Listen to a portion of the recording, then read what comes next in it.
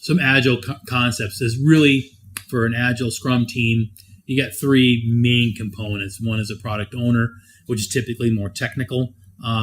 They are more on the realms of being an engineer. They're the voice of the customer, and they can and they're really the ones who keep track of the backlogs and do a lot of the traditional PM paperwork types of things. Scrum Master, you're really there to facilitate. Your job is to facilitate, help remove obstacles, make sure that things are happening.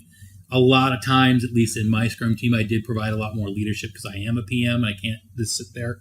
I think most of you would be like me, having a little bit of problem, just letting things kind of fly. So a little bit of leadership, but you really don't have a defined role as a leader. You just kind of step up and provide the bumps to get people moving in the right direction. Then you have your team members. They could be SQL engineers. They could be programmers. They can be infrastructure build guys, like Linux, AIX, whatever it takes. We have some scripting folks that do some performance testing as part of the Scrum team, disaster recovery engineers. All of them can be part of the Scrum team. And everyone has an equal voice in there.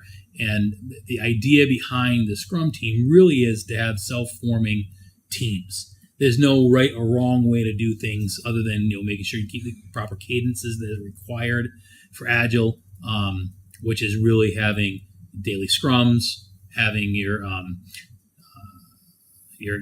different meetings that you need to have. They're called ceremonies, like retrospectives and so forth. You're responsible for that as a Scrum Master to make sure those things happen.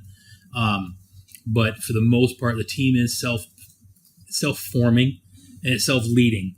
The team members really get a lot of the pieces together. They make sure they get the work done. And as more autonomy you can give them, the more functional that Scrum team is.